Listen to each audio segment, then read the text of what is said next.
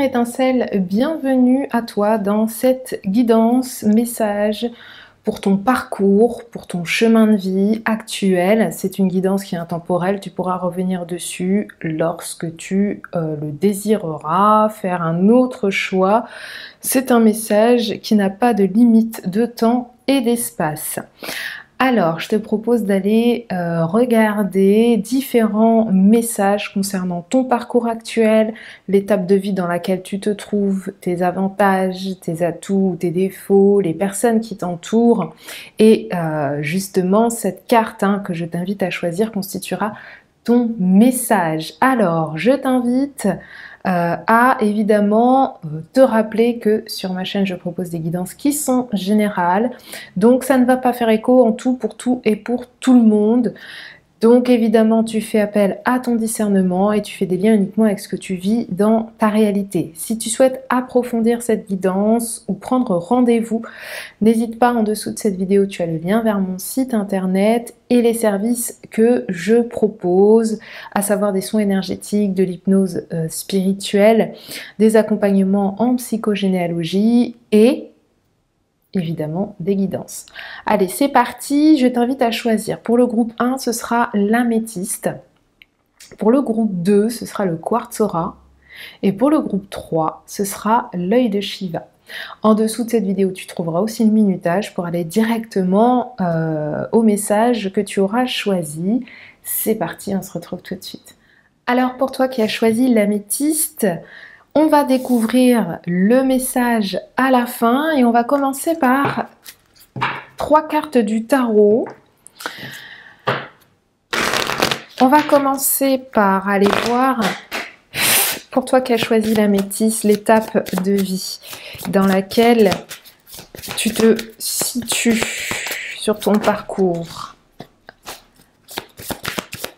L'énergie de l'étape de vie dans laquelle tu te situes sur ton parcours, toi qui as choisi l'améthyste. On va aller voir les atouts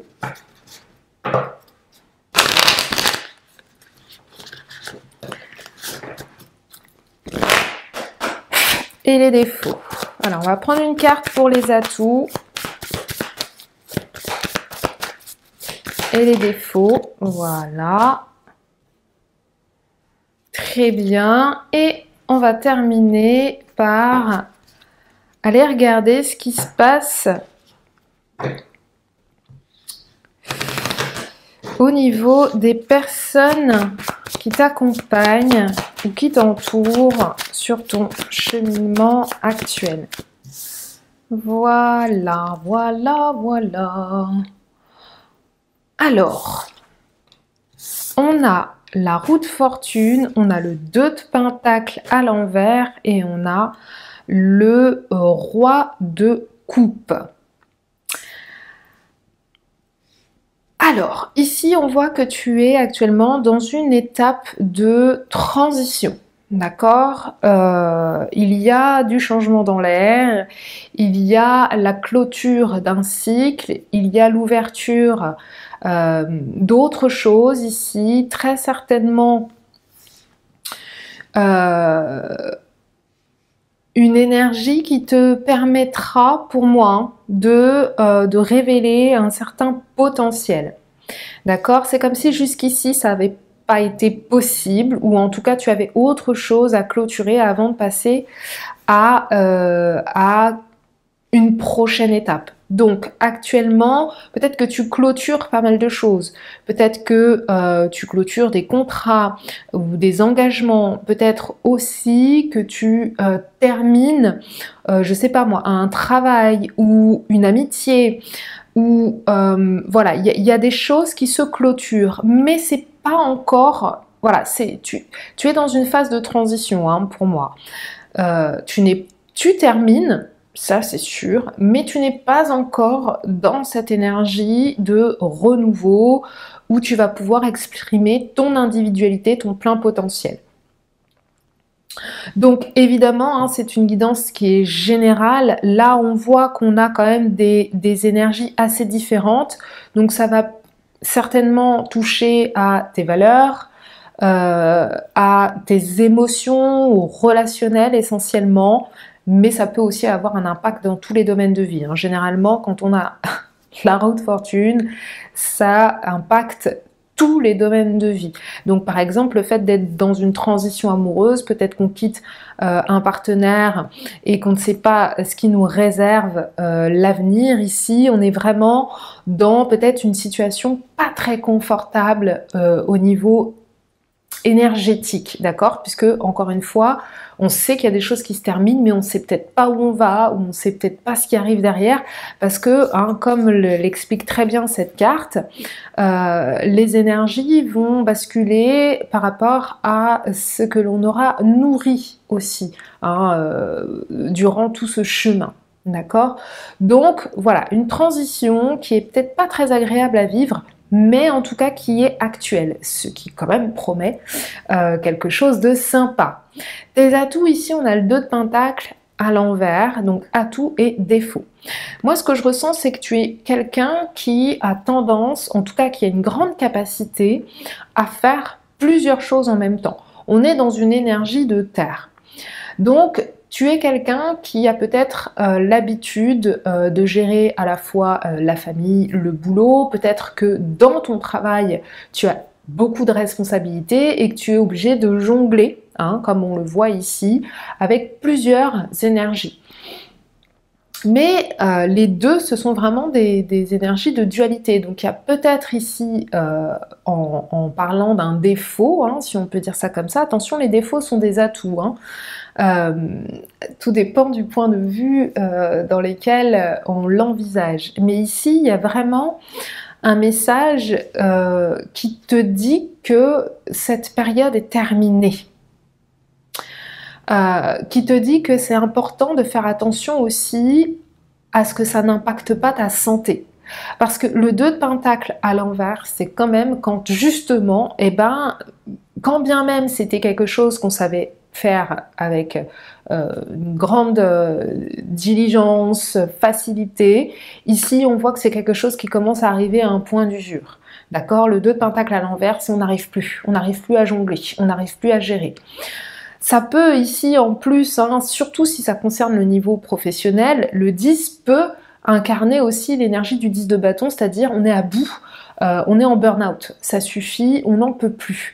Donc peut-être ici que tu as une grande capacité à aller au bout des choses et à jongler avec plusieurs choses, mais on te dit qu'il est grand temps ici, parce que ça peut constituer vraiment un point négatif pour toi, d'accord? Alors bon, tu me connais, il n'y a pas de positif, il n'y a pas de négatif, mais ça peut entacher à la fois ta santé, mais ton énergie, et te disperser plus que te rassembler, parce qu'il y a quelque chose d'autre qui s'ouvre après le 10, et voilà, on te dit que c'est important ici pour toi de te recentrer et d'arrêter de jongler, peut-être de définir des priorités pour la suite, hein. Et déjà, avant de passer à la suite, des priorités pour aujourd'hui, maintenant. Qu'est-ce que tu mets avant quoi et pourquoi tu le fais? Et surtout, essaye de le faire de manière à ce que ça te serve, toi, tes valeurs, ton énergie vitale, plutôt que ce soit pour les autres ou une cause en particulier qui ne va pas te servir. Et on voit ici les personnes qui t'entourent, on voit qu'on a quand même une grande sensibilité ici. Tu es une personne extrêmement sensible, peut-être aussi un peu trop, parce que, alors quand je dis un peu trop, c'est ni trop ni assez, mais attention à ce que cette sensibilité ne définisse pas un rempart vers la solitude. D'accord? Parce qu'on voit ici que les personnes qui t'entourent, elles sont comme toi, elles ont une grande énergie sensible. Ce sont des personnes qui sont très intuitives, ce sont des personnes aussi qui t'aident à justement réguler tes émotions, hein. C'est pour ça que je te dis, attention à ne pas non plus être dans cette bascule avec des gens qui, en tout cas, ne t'entourent pas de personnes qui ne vont pas t'aider justement à être dans cette régulation émotionnelle. D'accord? Ici, on voit que les personnes qui t'entourent, elles sont aussi sensibles que toi, et c'est très bien. Cependant, quand bien même ce sont des personnes qui t'aident à réguler tes émotions, admettons que ça ne va pas bien du tout, au moins tu sais que dans ton entourage proche, tu peux communiquer ta sensibilité avec des personnes qui vont te porter et qui vont voilà, te consoler ou qui vont être à l'écoute, etc. Mais attention à ce que si ce n'est pas le cas, à ne pas t'enfermer dans ton hypersensibilité. D'accord? Parce que ici on a quelqu'un qui est presque hypersensible et qui du coup ça peut avoir un impact sur cet entourage qui a la même sensibilité que toi. D'accord? C'est bien hein, parfois quand on est entouré de personnes qui sont émotionnellement dans la même énergie que nous, mais parfois ça peut être difficile aussi à exprimer parce qu'on sait que la personne va nous comprendre, mais il y a quand même une certaine latence par rapport à ce que la personne vit et ce que nous on vit. Donc ici, hein, les personnes qui t'entourent, ce sont des personnes qui sont très sensibles, qui vont te porter vers le haut, qui vont t'aider aussi à réguler ton émotionnel. Donc ici, hein, on voit que tu es dans une phase de transition, que c'est pas confortable, qu'il y a des choses qu'on t'invite à équilibrer avec le 2, à pas basculer ici dans l'excès, à rester intègre par rapport à tes propres valeurs et à te faire passer en premier, c'est le plus important parce que lorsqu'un nouveau cycle s'ouvre, c'est important d'être ready to go, tu vois. Allez, le message, l'esprit qu'on t'invite à cultiver ici, c'est l'esprit de l'abeille. De doux résultats t'attendent. D'accord? On a une énergie du 7, donc une énergie spirituelle hein, qui confirme qu'il y a un parcours ici qui est clôturé. C'est un parcours qui a été compliqué hein, parce que l'abeille, elle a une symbolique de la grande travailleuse. D'accord, hein, tout le monde travaille à la ruche pour, voilà, pour produire du miel pour la reine. Donc, on te dit que tous les efforts que tu as fournis et que tu continues de fournir dans cette phase de transition t'apporteront des résultats qui seront doux et agréables à vivre. Donc, continue à mettre en œuvre ce qui t'anime. Attention à ne pas basculer ici du côté obscur de la force au niveau énergétique et continue ici de nourrir ce qui t'anime et de te faire passer en premier parce que on te confirme ici que cette abeille, si elle travaille, c'est pas pour rien. Donc utilise cet état d'esprit de l'abeille qui sait que quoi qu'elle fasse, quelle que soit l'énergie qu'elle met, ça produira forcément un résultat qui sera doux comme le miel, agréable, sucré, réconfortant. Voilà, c'est tout pour moi. J'espère que cette guidance te parle. N'hésite pas à liker, commenter cette vidéo hein, pour me dire comment tu ressens tout ça et à la partager, t'abonner si ce n'est pas déjà fait. Je t'embrasse fort et je te dis à tout bientôt pour de nouvelles vidéos. Ciao, ciao!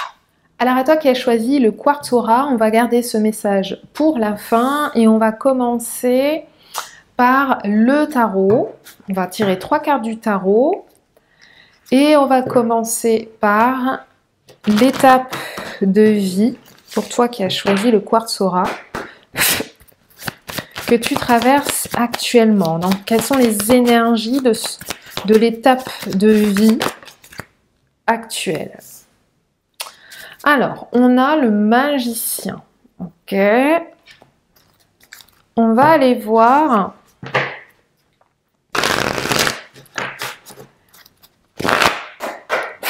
Qu'est-ce qui se passe au niveau de tes atouts et de tes défauts? On va prendre une seule carte. Et ben voilà, il suffit de demander.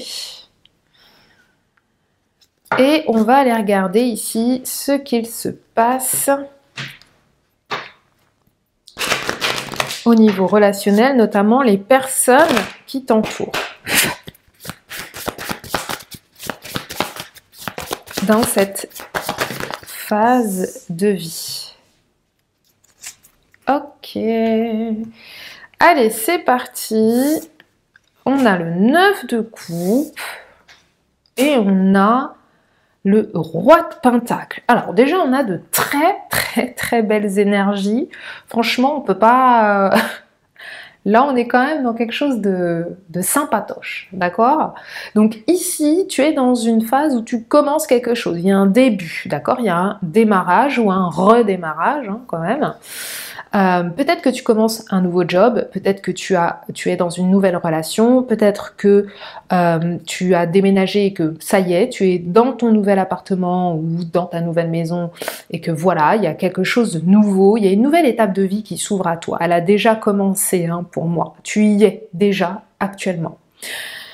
On voit que peut-être que tu ne sais pas encore bien ce qui se crée, d'accord? C'est-à-dire que tu es dans ce renouveau, simplement tu sais peut-être pas encore quel outil, qu'est-ce que ça va donner, qu'est-ce que tu vas faire en premier, quelle énergie tu vas favoriser, etc. Je te donne un exemple. Par exemple, comme je t'ai dit, tu emménages dans ton nouvel appartement. Mais tu sais pas comment faire la déco, parce que surtout, voilà, t'as pas envie de refaire comme c'était dans ton ancien appartement ou dans ton ancienne maison, donc tu hésites à choisir les couleurs. Alors tu sais que t'aimes bien ça, mais voilà, on est un peu dans cette hésitation. Par exemple, si tu commences un nouveau boulot, bon bah voilà, tu as de nouveaux collègues et tout ça, mais tu sais pas ce que ça va donner, alors peut-être tu es un peu sur la réserve, ou peut-être que tu ne sais pas quelle partie de toi mettre en avant en premier, ou justement quelle partie de toi préserver par rapport à un monde professionnel. Enfin voilà, on est vraiment dans ces énergies où on commence quelque chose de nouveau, vraiment il y a une nouvelle page blanche, mais on sait qu'on a des outils, mais on ne sait pas lesquels utiliser, à quel moment et à quel endroit. Mais c'est très bien parce que on voit qu'il y a un gros potentiel, hein. On voit qu'il y a une grande force ici qui ne demande qu'à s'exprimer, mais on ne sait pas encore justement ce que ça va donner. Tes atouts et défauts. Alors attention, ici j'ai la sensation que déjà en termes d'atouts, alors défauts évidemment je l'ai dit pour le groupe 1, mais je le dirais pour tous les groupes, ça dépend de quel point de vue on se positionne, mais un défaut est une qualité, d'accord? Comme un atout peut être un défaut, ok? Bon, c'est pour ça que j'ai tiré qu'une seule carte. Le 9 de coupe, moi ça me parle de quelqu'un qui attire à lui des situations saines, d'accord? Tu es dans une énergie très réceptive, tu as peut-être aussi des capacités, en tout cas tu es quelqu'un qui est intuitif, réceptif. J'ai l'impression que tu sens les gens, d'accord? Peut-être que tu te fais pas tout le temps confiance, et j'ai la sensation que ça c'est, voilà, le côté entre guillemets défaut, que tu te fais pas tout le temps confiance, hein, au niveau intuitif. Mais tu as une grande capacité à recevoir, à manifester, à attirer à toi, hein. Ici on voit le 9 de coupe, c'est une carte de grande réceptivité, d'accord? C'est aussi la carte de la réalisation des souhaits. Donc ici, j'ai la sensation que tu as une grande capacité à te réaliser, à attirer à toi ce que tu désires. Mais j'ai l'impression aussi que tu es quelqu'un qui est peut-être justement trop ouvert. Et c'est drôle parce que on me reparle de l'exemple que j'ai donné par rapport au travail, où justement peut-être il y a des parties de toi à préserver dans un environnement professionnel.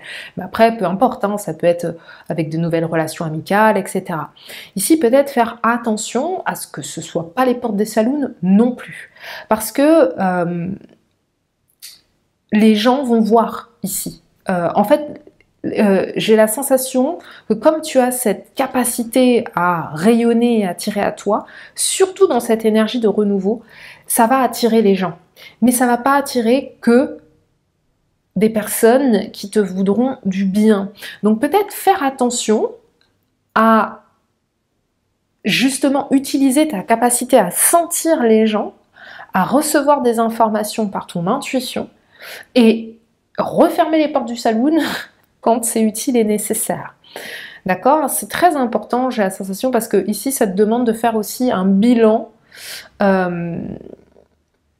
sur tes qualités qui peuvent se transformer en défaut parfois. Hein. C'est vraiment l'énergie de cette carte du 9 de coupe.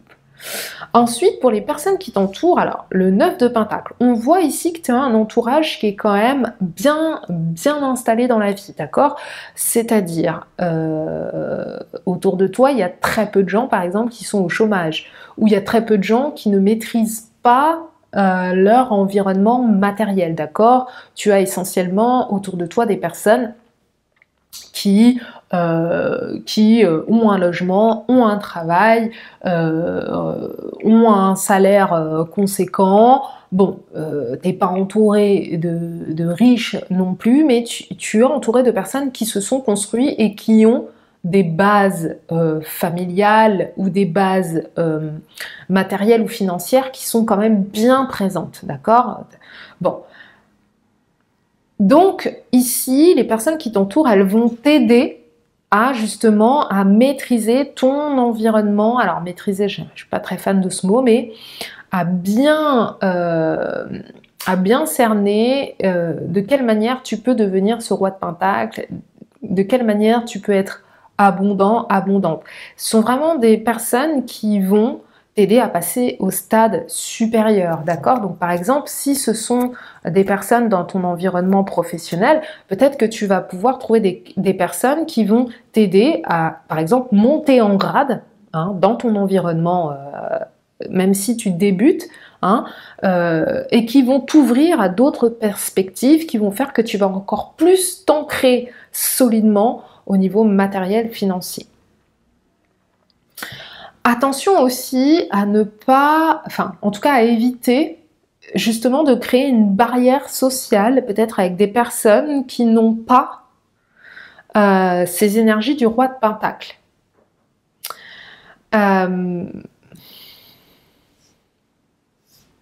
Ici, il peut y avoir aussi un homme, ça peut être ton père, mais un homme qui a une forte influence sur sa vie. Peut-être une personne qui est retraitée, qui a eu un certain parcours de vie et qui sait et qui va t'aider à asseoir ici cette nouvelle énergie d'ancrage dans laquelle tu es, d'accord? Pour moi, on parle d'un conseiller ici, vraiment quelqu'un qui va te dire tu vois, ce poste-là, peut-être qu'il te ramènera plus d'argent, par exemple, au départ, mais cet autre poste ici t'apportera plus de compétences. Donc, peut-être ce serait intéressant ici que tu aies plus de ressources pour que le prochain poste qu'on te propose soit plus dans ton évolution de compétences que dans un gain financier quel qu'il soit. D'accord? Je ressens vraiment cette énergie de conseiller ici dans les personnes qui t'entourent. Très bien, maintenant on va regarder l'esprit qu'on t'invite à cultiver ici, c'est l'esprit du castor, posé de solides fondations. Donc c'est exactement ce que je dis depuis le début. Ici, on ne sait pas encore hein, quelle énergie va sortir de cet as, de ce magicien, de ce commencement, de ce démarrage. Mais c'est justement à cet endroit-là, et je le dis, je l'ai beaucoup dit avec l'énergie du roi de pentacle, que tu vas pouvoir poser ton encre, d'accord? Quand tu sauras quoi utiliser et comment l'utiliser, ou comment ouvrir ou fermer les portes peut-être au niveau émotionnel avec certaines personnes, eh bien paf, il y a une première encre qui va se poser, d'accord? Comme ce castor qui petit à petit, brindille par brindille, il va te faire un barrage, mais ce barrage, il sera extrêmement solide et il laissera rien passer, il renforcera cette protection matérielle, financière hein, que représente ce roi de pentacle. Donc ici, on t'invite vraiment à continuer dans la démarche de poser des fondations, des ancrages solides dans ce nouveau départ qui est en pleine construction, quoi. Voilà, c'est tout pour moi. J'espère que cette guidance t'a plu et te parle. N'hésite pas à me le dire en commentaire, c'est important pour soutenir cette chaîne. N'hésite pas à liker, commenter et partager cette vidéo et t'abonner si ce n'est pas déjà fait. Je t'embrasse fort et je te dis à très bientôt pour de nouvelles vidéos. Ciao, ciao! Alors à toi qui as choisi l'œil de Shiva, on découvrira ce message à la fin du tirage et on va d'abord commencer avec le tarot et aller voir pour toi qui as choisi le groupe 3, l'œil de Shiva.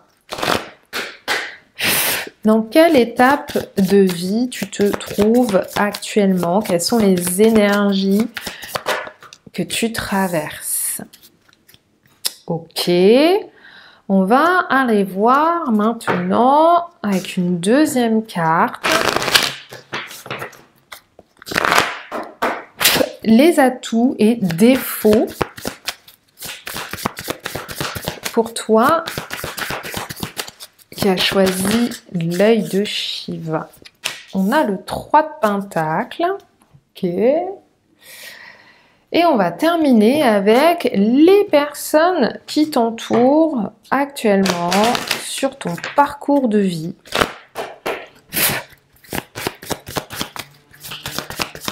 Pour toi qui as choisi l'œil de Shiva.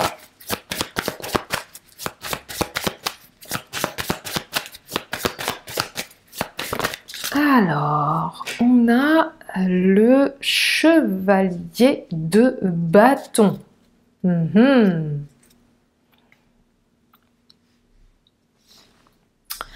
Alors, ici, ça peut parler beaucoup d'une énergie professionnelle ou personnelle, hein, vraiment. Alors, évidemment, personnel, mais on a des pentacles et des bâtons.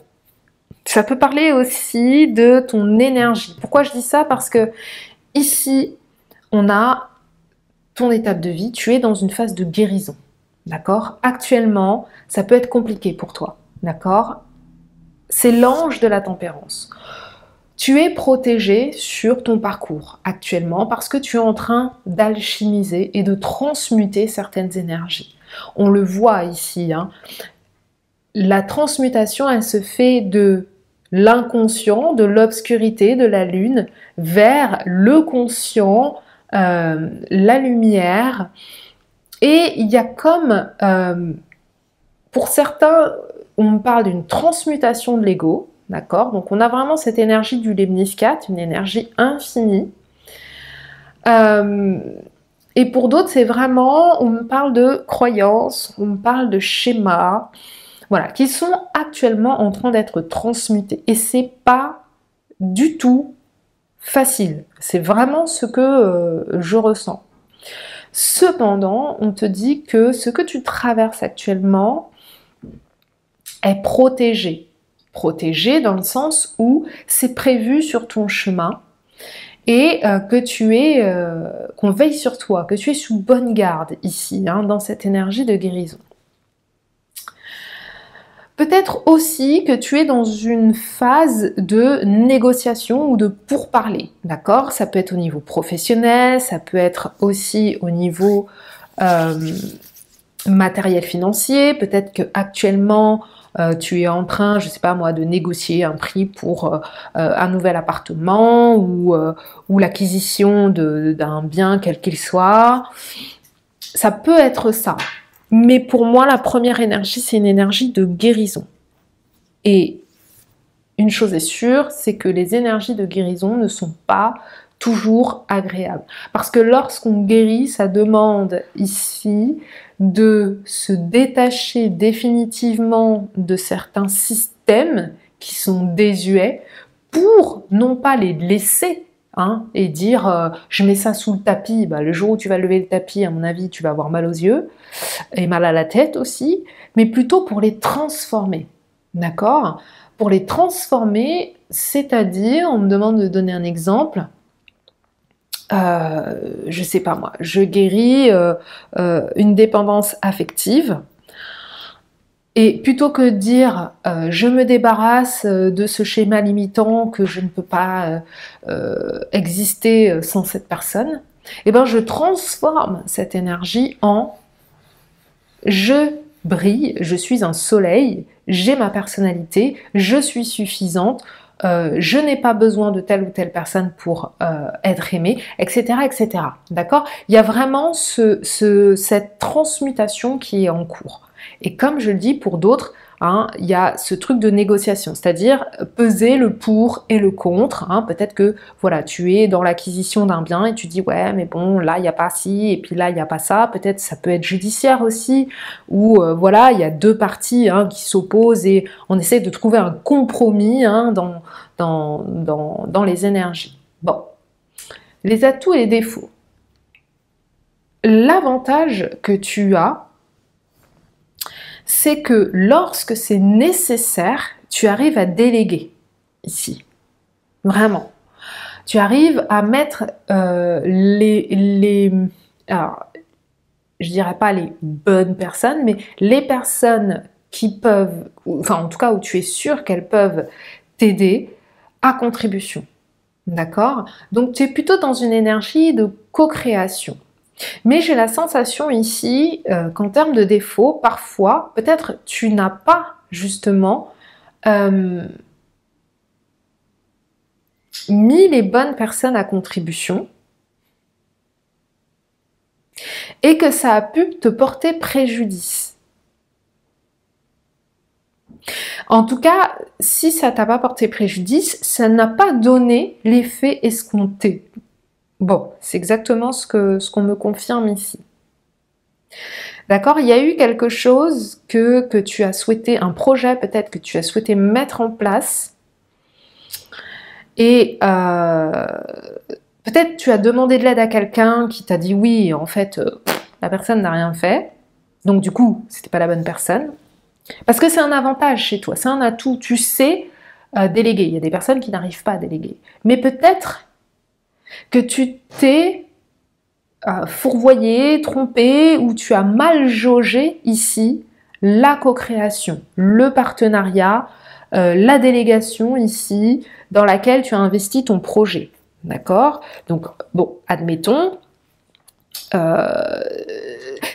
pour moi, j'ai la sensation que tu es quelqu'un qui est quand même organisé correctement pour créer ici certaines choses. Cependant, j'ai la sensation que ça t'a pas toujours fait du bien. On va dire ça comme ça. D'accord?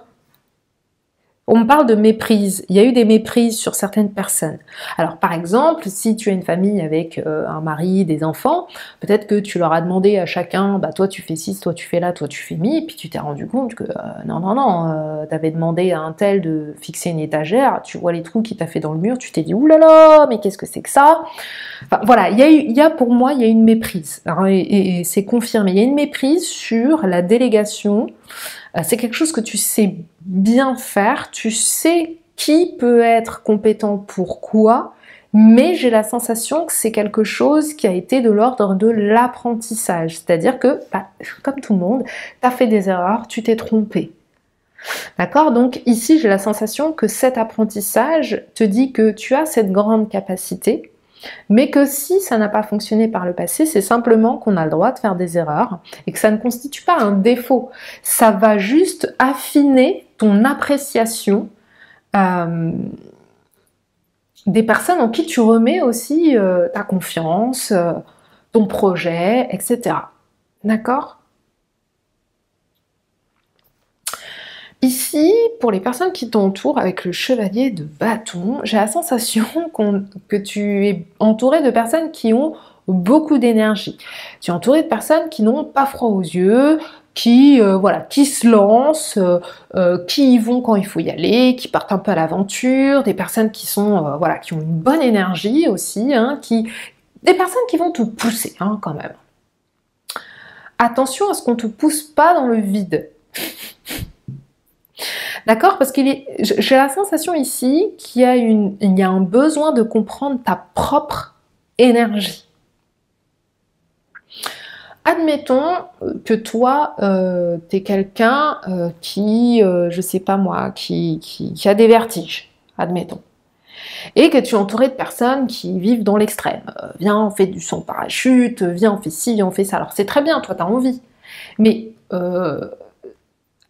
respecte ta propre énergie aussi, d'accord? Si tu as peur du vide, va pas faire un saut en parachute parce que tu as une bande d'amis qui sont tout fifous et qui vont te dire allez, viens, on y va.